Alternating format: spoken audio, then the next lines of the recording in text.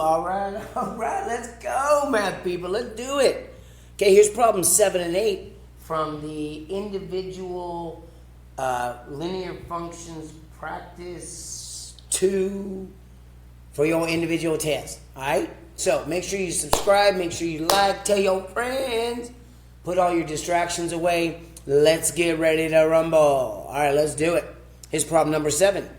Alex started an online business selling handmade pottery from around the world using fair trade practices. Hey, way to go, Alex. It cost Alex $230 to start their business. Okay. That's an important piece of information. That's the initial amount. And they sell each pot for an average rate of $25 per pot. That's also important because that represents a rate. Create a function P of X where X is the input. Okay, that defines my input variable, and P of X is the output. That defines my output variable. So I got a good idea of what I'm supposed to do. Highlight the initial amount and the rate of change. Ooh, I did that. I did my initial amount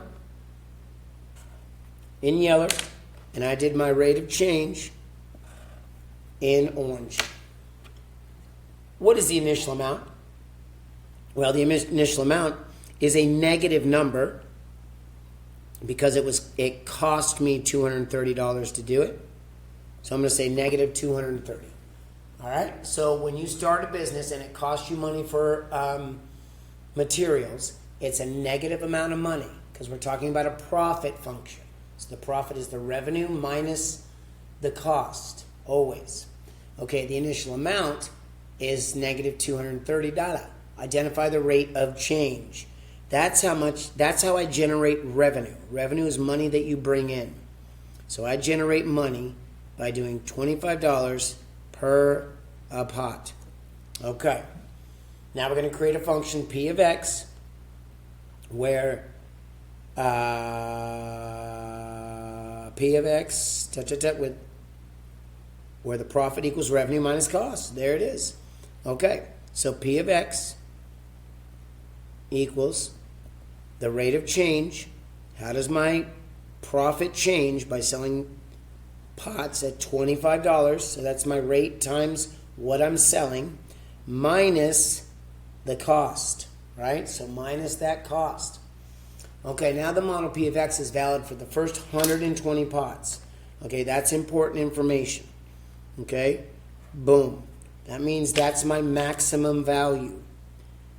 After that, I either raise the price, lower the price, or I just stop selling them. But I know that for the first 120 pots, I can use this model. Minimum is 0. That's easy. I got that. Okay, now let's keep going. Okay, for the maximum, I'm going to throw that into the model. Let's see how much profit Alex made. So 25 times 120. Ooh, that's a lot of pot. Minus 230 equals, ooh, look at that, 2,770. That's a lot of money. Good job, Alex. Okay. Now I'm going to pick some ordered pairs in the middle. I like to span it nicely. And if I can do even increments, I'm going to. So 0 to 30, 30 to 60, 60 to 90, 90 to 120. All increments of 30. So that's nice. Put those in one at a time.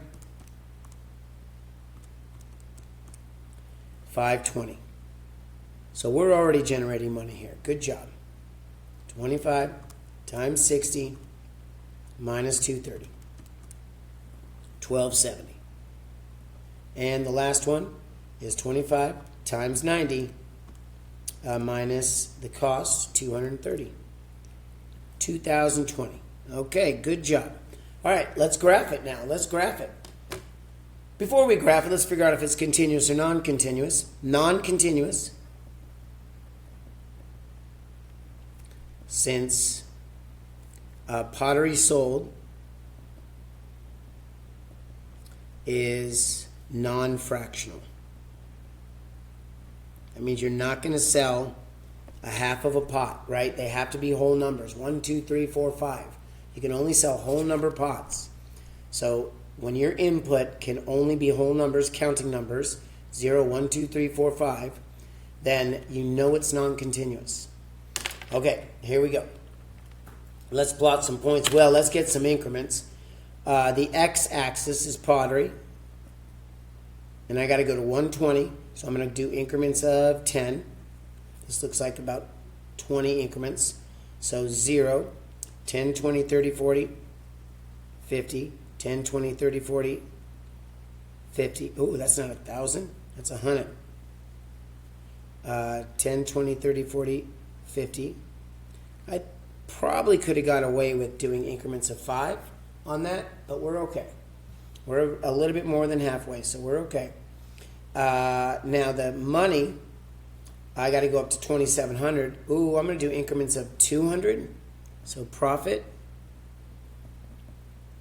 I'm going to do increments of 200. So -2, -400. It's right there. So 2, 4, 6, 8. There's 1,000. 2, 4, 6, 8. There's another 1,000. 2, 4, 6, 8. And there's another 1,000. So it looks like I'm getting the majority of my coordinate plane in, right? Or at least more than half of it, or about half. Okay, let's plot some points. Let's plot that minimum point, 0, -230. So I'm always going to plot that minimum. That's just a little below 200, -200. And then I'm going to plot that maximum point. That's 120, 2750. So there's 120 right there. Followed up to 2750, 2, 4, 6, 8. So a little bit below 8. Right about there. And now remember, this is non-continuous. You can only have 0, 1, 2, 3, 4, 5, 6, 7, all the way up to 120 pots sold. So you can't have 1.5, 3.7, 25.8, none of that. It's got to be whole numbers. Boom, boom, boom. And this shows the reader that this is a non-continuous function, that the inputs are restricted. All right. How much profit did Alex earn after selling 45 pots? I'm just going right here. I'm going to go 25 times 45. I'm just going to my function. And I get $895. So Alex made a profit of $895. Make sure you use unit of measurements on these ones like this, okay? If Alex generated $1230 in profit, how many pots did they sell? Okay, well, that's the output. So set the output equal to the function and solve this for x. So inverse operations. Add 30. This doesn't look like it's going to go evenly. Did I write everything down right? I did. I'm going to change this to 1220. Okay? So on your test, when you see this now, it's going to be 1220. Okay. So that's going to give me 1450. Okay? 1450. Divide by 25. Divide by 25. And that gives me a grand total of, I better do my calculator on this one, 58 pots. All right, that is done. Good job, math people. Good job. Let's do the last one together now. Let's do the last one. A student at CHS wants to earn a total of $300 to donate to the local animal shelter. Hey, good job. I love those CHS students. That's a total. They're good peeps. Good peeps. All the ingredients were donated. Good, so there's no cost. They want to sell cake slices and mini pies. Ooh, that's good. The students will charge $3 for a cake slice and $5 for a little mini pie. Oh, I wish I did that in a different color, but that's all right. Let's see what happens if I go over it in yellow. I think if I go over it in yellow, it will turn to orange. Oh, it did. See that? The color spectrum. All right. Now, assign variables to the given situation. Okay, so we're talking about two rates and a total. So this is standard form. That's how you know. 2 rates and a total. All right, so $3. I'm going to write in a different color. $3 per cake. Make sure you use that per. And $5 per pie.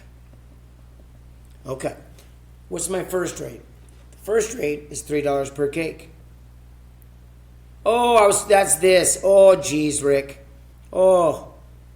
Okay, I'm going to rewrite that here because that's actually the answer here. I read the wrong question. My bad. Okay, we're going to assign variables. That's what we're going to do here. So I'm going to let C equal cake. And I'm going to let P equal pie. So cake and pie. All right, sorry about that. What's my total? My total is $300. That's my goal, to sell cakes and pies and earn $300. All right, so we got to figure out all the different combinations of cakes and pies I can sell to get exactly $300. What if I sold, oh, I almost did it again. Write a 2-variable equation. 3 times C plus 5 times P, right? That's the rate per cake plus the rate per pie. And I know when I sell cakes and pies, it's going to equal $300. All right, what if I sold 0 cakes? If I sold 0 cakes, then I have 300 divided by 5 pies that I sold, 60. So if I sell 0 cakes, that means I sold 60 pies to earn that amount of money. I always have to earn that amount of money. Now, what if I have 0 pies sold? Well, now I have 300 divided by 3 cakes because it's $3 per cake. So how many cakes? 300 divided by 3. That's 100. So if I sold 0 pies, that's 100. Okay, so when I do this, put in X, I'm going to do increments of 5. Well, I'm going to do numbers that are multiples of 5 because then I know the 3 will go into the outcome nicely.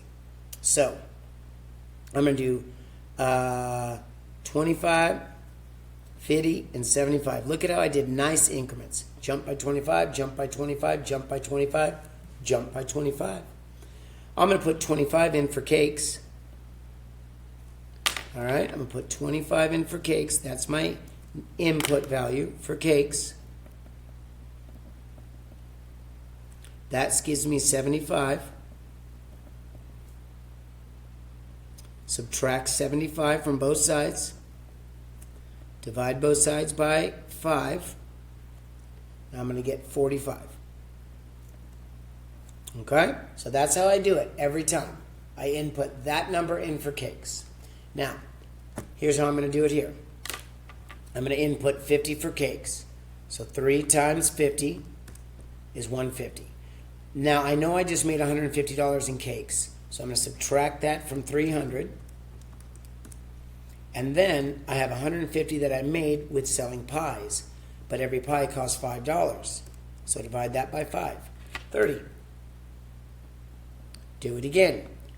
I'm going to do 3 times that input is 75. That gives me 225. So I made 225 in cakes. That's how much I made in pies. So do that number divided by 5, and I sold 15 pies. Okay, that's my input-output table. Notice they wanted me to have at least 5 inputs and outputs, or include 5 inputs and outputs. This is going to be non-continuous, because I'm not going to sell a half of a pie or a quarter of a piece of cake. Okay, let's graph it. The cake is the horizontal axis, because that's the first column. And I got to go from 0 to 100. So increments of 10. The pies are the vertical axis. This one I'm going to do increments of 5. All right, so let's do it. 10, 20, 30, 40, 50. 10, 20, 30, 40, 50. Okay, so that's about halfway. 5, 10, 15, 20. 5, 10, 15, 20. 5, 10, 15, 20. And that's more than halfway. All right, so those are good increments. All right, let's graph it. So I have 0, 60. So 0, 60 right there. That's that maximum value on the y-axis. And then I have 100, 0. So 100, 0 is the x-intercept, right? Y and x-intercepts, when you're in standard form, you find the y and the x-intercepts. That is the y-intercept. That is the x-intercept. I know that's the y-intercept because the input value x is 0. I know that's the x-intercept because the output y is 0. That's how I know. All right, now I'm going to draw my continuous line. 1, 2, 3, 4, 5, 6, 7, 8, 9. Okay, there it is. Non-continuous line, right? It's dashed. How many mini pies are sold if there is a total of 50 cakes slices sold? Hey, that shows up on my table. Look at that. There's that 50, right? So how many pies? 30. So I don't even have to do the math on that. 30 pies. I've already done it. How many cake slices were sold if there was a total of 25 mini pie slices sold? Okay, well, that one didn't show up on my table. So I'm going to go to my model. Notice they want how many cakes, right? So they want me to go find C, and they told me 25 pies. So I'm going to go 3C plus 5 times. And what am I putting in there for pies? I'm putting in 25. Okay, multiply these together. Subtract 125 from both sides. Divide both sides by 3. And I don't think this is going to go into it evenly. All right, I'm going to change this number again, my people. I'm going to change this to a 27. All right, so you will see it as a 27. 5 times 27 is 135. So this will give me 135. Subtract 135 from both sides and I get 165. Now let's divide that by 3 because that was an invalid input, right? I couldn't have a fraction of a piece of pie, so it didn't make sense. So divide by 3, and you get 3 goes into 16 5 times with a remainder of 1. 53 slices of cake. All right, there it is. Is it possible to reach a target of $300 if 36 mini pies were sold? Well, let's find out. So I'm going to go to my model, and I'm going to put 36 in for my pies.